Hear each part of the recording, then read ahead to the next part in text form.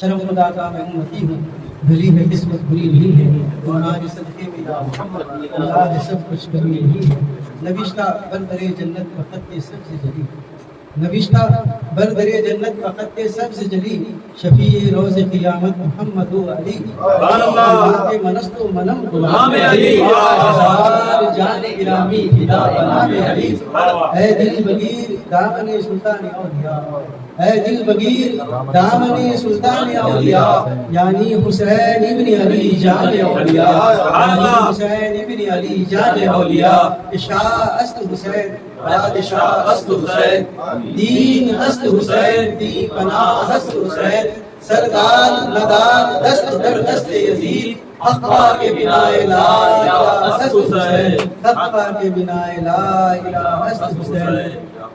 الحمدللہ حضور سید الشہداء حضرت سیدنا امام حسین علیہ السلام کی یاد میں محفل مقدس یقیناً مصطفیٰ جان رحمت صلی اللہ علیہ وسلم کی نگاہ کرم کا باعث بنے گی، سرکار کی عطاؤں کا باعث بنے گی، کہ حضور سرور بنو مکان صلی اللہ علیہ وسلم نے ارشاد فرمایا جو میرے حسین سے محبت کرتا ہے میں اس سے سبحان اللہ، میرے حسین کا ہو جاتا ہے میں اس کا ہو جاتا ہے۔ حضور غریب نواز علیہ السلام کی دعا کیونکہ جب سے یہ دبئی شاہ است حسین بادشاہ است حسین بعض علماء دعوے کر رہے ہیں کہ بھائی حضرت کی کتاب میں کوئی اگر یہ ربائی ہو تو بتلاؤ، حضرت کے جو کلام جو شائع ہوا تھا اس میں یہ ربائی نہیں تھی، دعوے کرتے ہیں اور ہر جگہ ہوتا ہے، کیونکہ اس کے اندر ایسے ایسے کلمات حضرت نے دی اللہ تھوڑا سا کہنے کی کوشش کروں۔ ارے یہ یقین کر لیں حضور غریب نواز علیہ رحمہ کی زندگی میں یا آپ کے خلفاء کے یا آپ کے خلفاء کے حیات میں غریب نواز کا کلام شائع نہیں ہوا۔ حضور غریب نواز کا اکثر کلام آپ کے ملفوظات کے اندر مجلس میں جب حضور غریب نواز بیٹھے رہتے اور جب آپ کے مریدین و متقدین آ جاتے عموماً خواجگان چشت کا طریقہ رہا نماز اشراق کے بعد بیٹھا کرتے، عموماً تمام خواجگان چشت کا طریقہ ہے، اور اس میں جو گفتگو نکلتی اسی انداز میں اسی گفتگو کو سمجھانے کے لیے اسی مفہوم کو سمجھانے کے لیے احادیث پاک بھی پڑھے جاتے اشعار بھی پڑھے جاتے۔ حضور غریب نواز علیہ رحمہ نے جو ارشاد فرمایا ہے اسی ایک مجلس میں ارشاد فرمایا۔ کئی ایسے کلام ہیں حضور غریب نواز کے جو آپ کے دیوان میں موجود نہیں ہیں، بعض ایسے کلام ہیں جن کو دیکھ کر لوگ کہتے ہیں کہ نہیں یہ معین الدین حروی علیہ رحمہ کے کلام ہے، غریب نواز کے نہیں، یہ بھی انکار کیا ہے۔ خیر حضور غریب نواز کی مجلس میں حضور غریب نواز نے ایک دفعہ یہ ارشاد فرمایا کہ جب سیدنا امام حسین کا تذکرہ شروع ہوا تو فرمایا شاہ است حسین، بادشاہ است حسین، یہاں شاہ اور بادشاہ دونوں کی ایک ہی معنی، لیکن انداز سمجھانے کا ہے۔ جب دین است حسین دین پناہ است حسین جب سمجھے گے تو شاہ اور بادشاہ کو سمجھ میں آئے، شاہ کیا ہے پھر بادشاہ کیا ہے، دونوں کے معنی ایک ہی ہے، شاہ کے معنی بھی بادشاہ کے، بادشاہ کے معنی بھی بادشاہ کے، دونوں کے معنی سے ایک ہی طرح ہے۔ اب مثال کے طور پر کہتا ہوں اگر کسی کے نام سے پہلے شاہ آ جائے وہ تو بادشاہ ہوتا ہے، اگر کسی کے نام کے بعد شاہ آئے تو وہ فقراء میں ہوتا ہے۔ یہ علمی تحقیق ہے بزرگان دین کا یہ ارشاد۔ یہاں پر شاہ اور بادشاہ جو ہوتا ہے نا اس کو آپ دین است حسین دی پناہ است حسین سے سمجھ سکتے ہیں۔ حضرت نے فرمایا دین است حسین، دین ماننے حضور غریب نواز فرماتے ہیں کہ سیدنا امام حسین کی ولادت سے لے کر شہادت تک ہر ادا ہر قول ہر فعل اٹھنا بیٹھنا کھانا پینا چلنا پھرنا یہ سب دین ہے۔ کوئی الگ نہیں، پیٹر ہے سیدنا امام حسین دین، سراپا دین ہے، ایک ایک عمل دین ہی دین ہے سیدنا امام حسین کا، دین سے ہٹ کر کوئی عمل نہیں ہے۔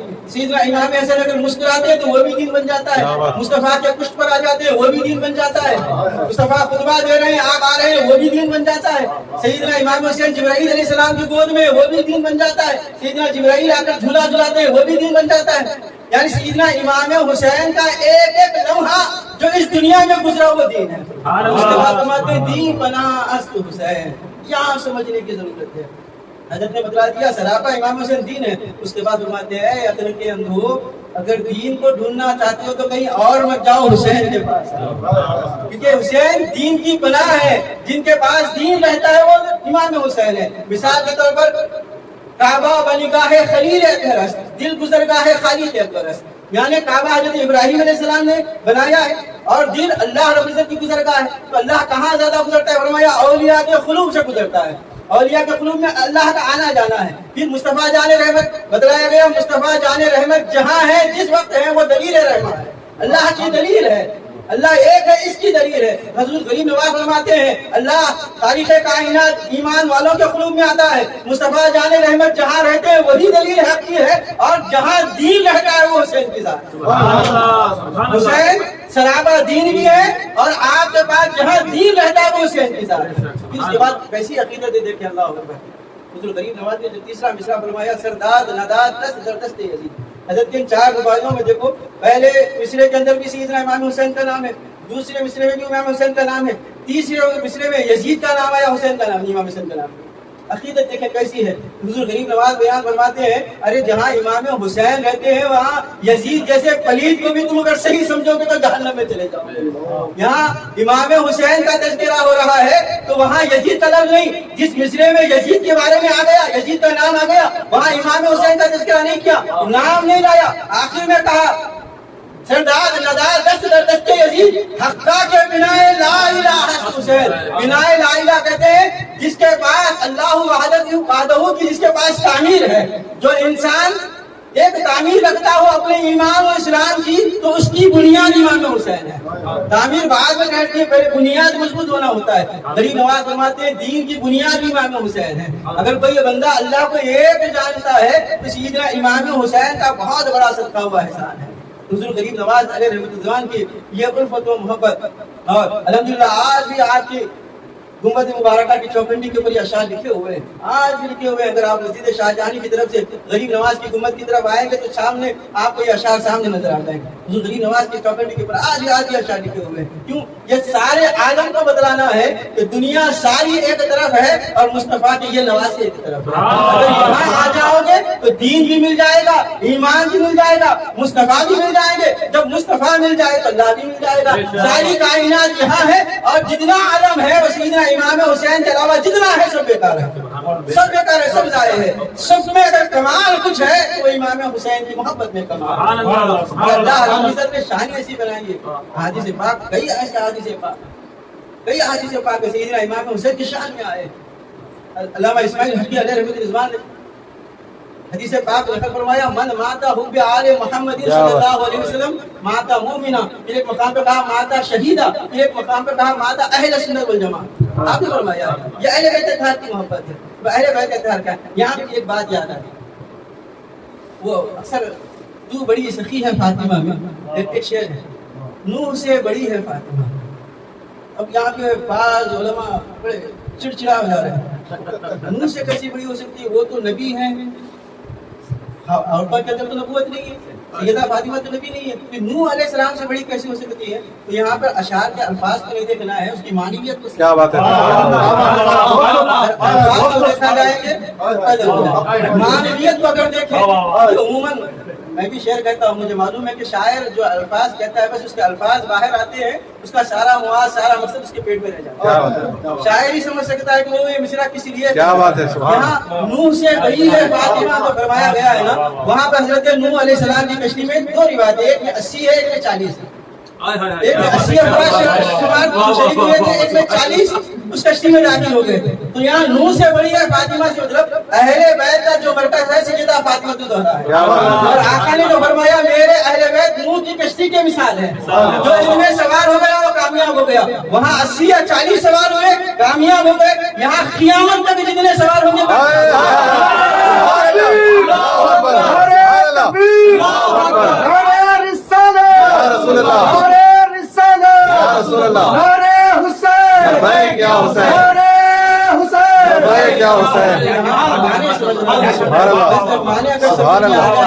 تو ہر شعر کا مفہوم سامنے آ جائے گا. اگر معنی نہیں سمجھ میں آئیں گے, اگر معنی ذہن میں نہیں آئے تو انسان اس کا انکار کر دے گا.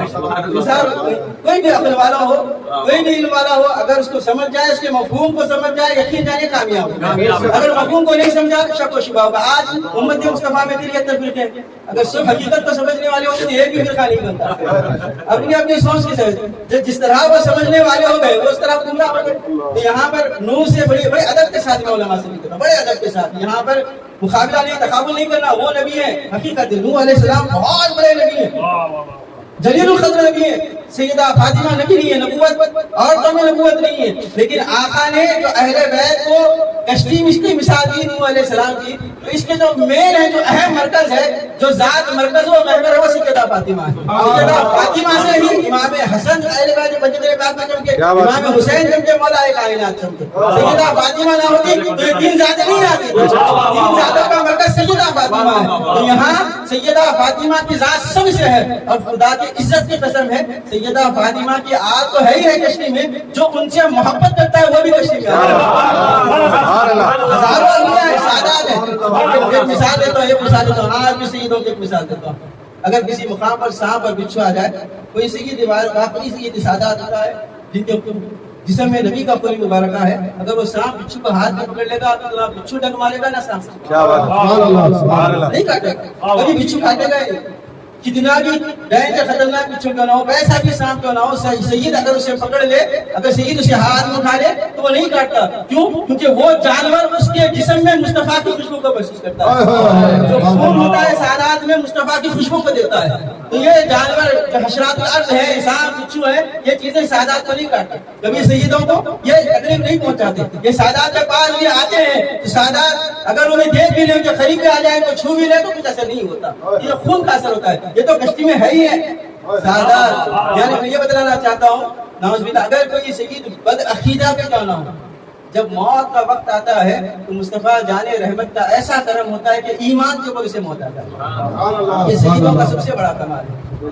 سید کے علاوہ جتنے غیر ہیں ساری زندگی محنت کرنا ہے، ساری زندگی، اس واسطے بتایا گیا ساری زندگی محنت کرنے سے بہتر ہے ایسے درکے ہو جاؤ جو آسانی سے کامیاب ہو۔ آج سیدنا امام حسین کی ذات مقدسہ ہے، ان کے ہو جاؤ آسانی سے کامیابی ہے، کیونکہ بتایا گیا جو ان سے محبت کرتا ہے وہ اس سے محبت کرتا ہے۔ آقا نے فرما دیا تو ان کی محبت عین ایمان ہے، ان کی الفت میں رہنا۔ اور جہاں کہیں ایسے مسئلے آ جائیں، اشعار ہوتے ہیں یا پھر کوئی ایسے الفاظ جملے ہوتے ہیں بعض اوقات انسان سمجھ نہیں پاتا، فوری شک و شبہ میں آ جاتا ہے اور انکار کر بیٹھتا ہے۔ اب مثال کے طور پہ کروں، آج کل ایک شخص ہے لیڈیز کا کپڑے پہنے ہوئے فیس بک پر اکثر نظر آ رہا ہے، لوگ تنقیدیں کر رہے ہیں، تنقیدیں کر رہے ہیں، بھئی یہ عورتوں کا لباس پہن کر یہ مردوں کے ساتھ بیٹھے ہوئے ہیں، کیا یہ اسلام میں جائز ہے؟ کیا فلاں بعض تو کہہ رہے ہیں نیا دین بنا دیے، نہ جانے کیا کیا کیا کیا کیا حقیقت تک پہنچے۔